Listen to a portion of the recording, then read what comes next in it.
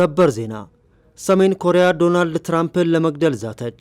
ኪም ጆንግ ኡን ወደ አሜሪካ ከተማ ረጃጅም ርቀት የሚወነጨፉ ሚሳኤሎች እንደሚተኮሱ አስጠነቀቁ።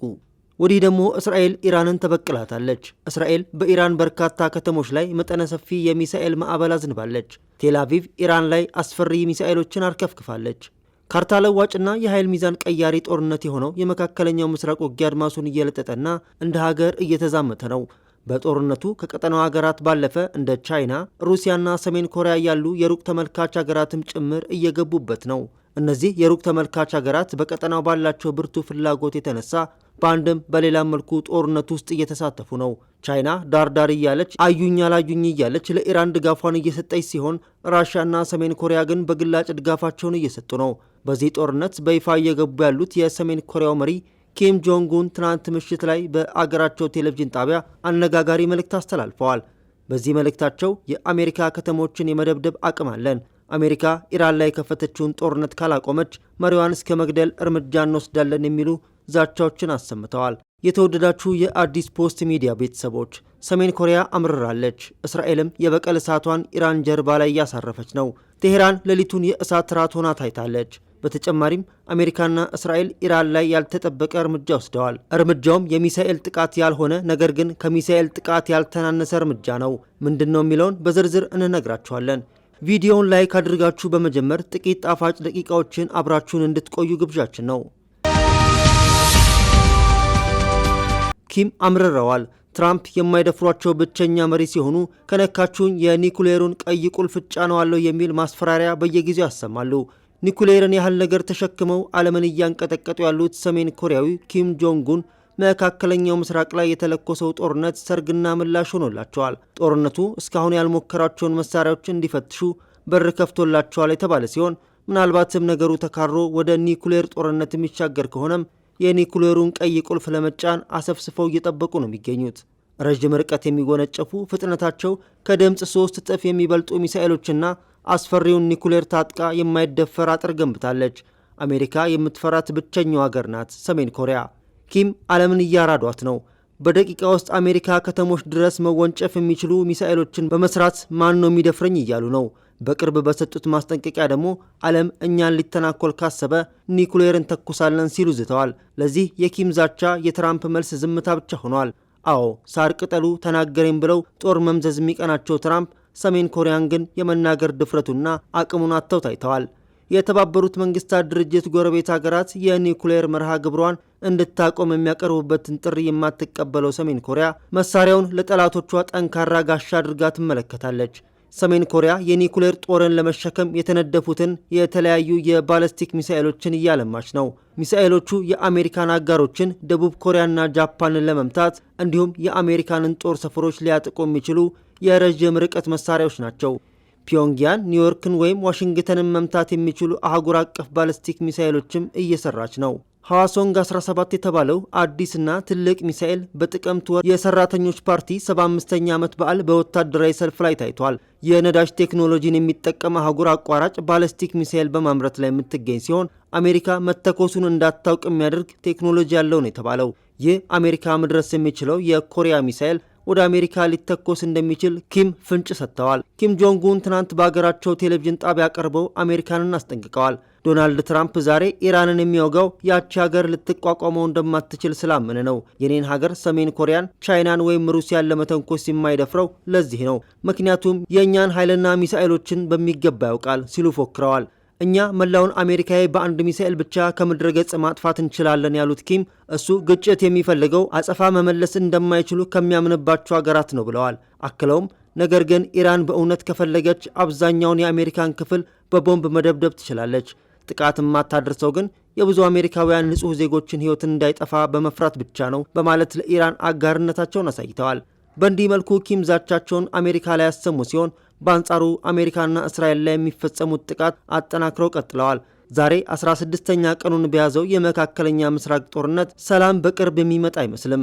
ኢራናውያን አገራቸውን ወደ ፍርስራሽነት ክምር ትቀየራለች ሲሉ ያላቸውን ስጋት ለቢቢሲ ተናግረዋል። እስራኤል በቴህራን የምትፈጽመውን ጥቃት አስፍታ የቀጠለች ሲሆን በዋና ከተማዋ የተከመረው ፍርስራሽ መንገዶችን ለመጠቀም አስቸጋሪ ማድረጉ ተገልጿል። በኢራን የኢንተርኔት አገልግሎት አሁንም የተቋረጠ ሲሆን ቁልፍ የቴሌኮሙኒኬሽን መስመር ከጥቅም ውጭ ሆኗል። እዚህ ጋር አንድ የሚጠቀስ ትልቅ ክስተት አለ። ይኸውም አሜሪካና እስራኤል ኢራንን ለማሸነፍ ያልተጠበቀ የሳይበር ጥቃት በኢራን ላይ የመፈጸማቸው ጉዳይ ነው። ስለ ሳይበሩ ጦርነት ብዙ ያልተነገረ ቢሆንም ኢራን ግን በዚህ ጥቃት ክፉኛ ተጎድታለች። ወታደራዊ ጥቃት የመፈጸም ኃይልን የተመለከቱ ውይይቶች በሚነሱባቸው ወቅቶች አሜሪካና እስራኤል እንዴት ኢራንን እያጠቁ እንደሆነ በምስል ጭምር ከማሳየት ወደ ኋላ አይሉም። በባለሙያ የተዘጋጁ ፎቶዎችና ቪዲዮችን የሚጠቀሙ የአሜሪካ ማዕከላዊ እዝ ጥቅም ላይ እየዋሉ ያሉ መሳሪያ፣ የጄትና የመርከብ አይነቶችን የሚያሳዩ ልጥፎችን በአጭር ሰዓት ልዩነት ማህበራዊ ሚዲያ ላይ ይለጠፋል። አሜሪካና እስራኤል በበይነ መረብ ምህዳሩ ላይ እየተካሄደ ያለውን ነገር ለማሳየት ግን ያን ያህል ፍላጎት ያላቸው አይመስልም። ሰዓታት በሚቆዩት ጋዜጣዊ መግለጫዎች፣ በባለስልጣናት ንግግሮች እንዲሁም በበርካቶቹ የማህበራዊ ሚዲያ ልጥፎች ላይ የሳይበር ዘመቻን የተመለከተ ገለጻ የለም ማለት ይቻላል። ኢራናውያን የሳይበር መንታፊዎች ግን ጦርነቱ ከተጀመረ ወዲህ ለመጀመሪያ ጊዜ በአሜሪካ ኩባንያ ላይ የሳይበር ጥቃት መፈጸማቸውን ገልጸዋል። ጥቃት ተፈጽሞበታል የተባለው ስትራይከር የተባለ የሕክምና ቴክኖሎጂ ኩባንያ ነው። የአሜሪካ ማዕከላዊ እዝ ዋና አዛዥ አድሚራል ብራድ ኩፐር በቅርቡ በሰጡት ጋዜጣዊ መግለጫ እንደጠቆሙት በዚህ ጦርነቱ ውስጥ የሳይበር ጥቃት ከፍተኛ ሚና አለው። ከባህር ወለል እስከ ጠፈር የሳይበር ምህዳር ኢራን ላይ ጥቃት መፈጸማችንን እንቀጥላለን ሲሉ ተናግረዋል። በጦርነቱ ውስጥ ምን አይነት የሳይበር ዘመቻዎች እየተካሄዱ ስለመሆኑ የምናውቀው እንዲሁም በዘመቻዎቹ ስለ ዘመናዊ ውጊያ ምን እንደሚነግሩን በዚህ ዘገባ ቀርበዋል። በጦርነት ቅድመ ዝግጅት ውስጥ የሳይበር ስለላ ወይም ምንተፋ ትልቅ ሚና ይጫወታል።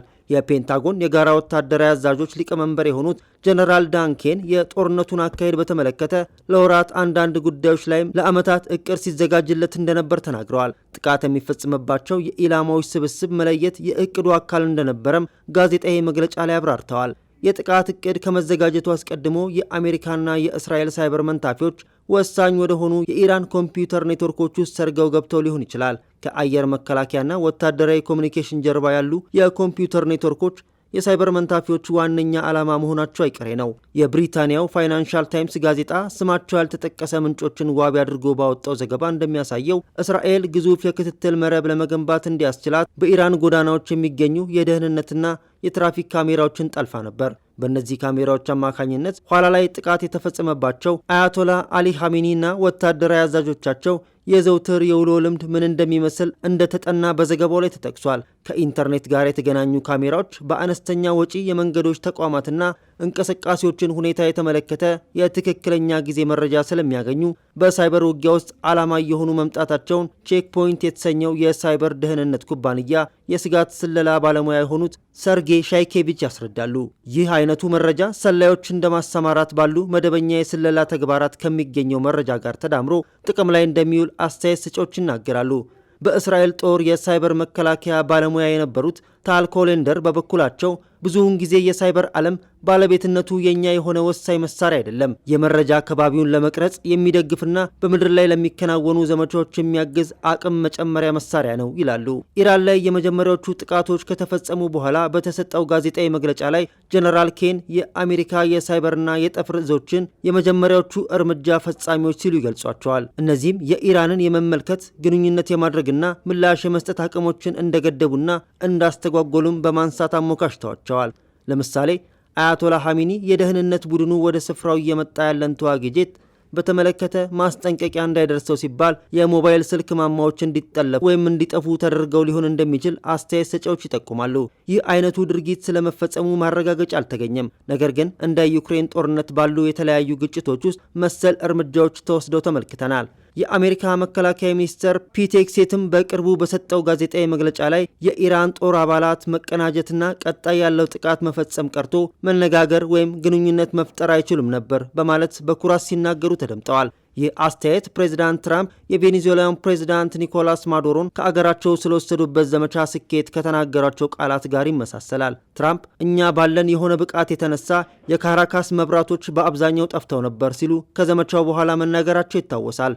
ፕሬዚዳንቱ በዚህ ንግግራቸው እያመለከቱ የነበረው የሳይበር ጥቃት ስለመፈጸሙ ይሁን አይሁን አልተረጋገጠም። ይሁን እንጂ ትራምፕ በቅርቡ የታተመ የአሜሪካ የሳይበር ስትራቴጂ ሰነድ ላይ የአገሪቱ የሳይበር ኃይሎች እንከን የለሽ በሆነው በዚህ በወታደራዊ ዘመቻ ወቅት ጠላቶቻችን ማየትና መረዳት እንዳይችሉ አድርገዋል ሲሉ አሞካሽተዋል። በተጨማሪም እስራኤል በአዲስ አበባ የተባለውና ከ5 ሚሊዮን በላይ የሆኑ ሰዎች ዳውንሎድ የተደረገውን ታዋቂውን የኢራን ጸሎት ሰዓት መሙያ አፕሊኬሽን ጠልፋለች የሚል ክስ ይቀርብባታል። ኢራን ላይ ቦምብ መዝነብ እንደጀመረ የአፕሊኬሽኑ ተጠቃሚዎች እርዳታ ደርሷል የሚል መልእክት እንደደረሳቸው ሮይተርስ ዘግቧል። የመከላከያ ሚኒስትሩ ሄግሴት ግድያ የሚፈጸምባቸው ሲስተሞችን የማደን ዘመቻ መቀጠሉን በተመለከተ በዚህ ሳምንት ባደረጉት ንግግር ጦርነቱ በደረሰበት በዚህ ደረጃ ሳይበር ቁልፍ ሚና እንደሚኖረው ገልጸዋል። ኢራን ውስጥ የሚገኙ ወታደራዊ ኢላማዎችን ለመለየት እንዲቻል የኦፕን ሶርስ ኢንተለጀንስ ለማንም ክፍት የሆኑ መረጃዎችን የሳተላይት ምስል ትንተናና የሳይበር ስለላ ጥቅም ላይ እንደሚውል አስረድተዋል።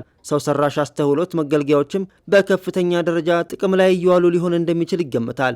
ይህን በተመለከተም ፍንጭ የተገኘው ስራ ላይ የተመለከቷቸውን መኮንኖች ሲያመሰግኑ ከነበሩት የመከላከያ ሚኒስቴሩ ሄግሴት ነው። ሚኒስትሩ ኢራናውያን ለማከናወን የሚሞክሯቸውን የተለያዩ ነገሮችን ኢላማ የምናደርግበት የምናገኝበትና የምናስተካክልበት መንገድን ለማዘመን ከሚሰራ ወጣት ኮሎኔል ጋር ተነጋግሬ ነበር ሲሉ ብዙ መረጃ ላለመስጠት በመጠንቀቅ አኳኋን ተናግረዋል።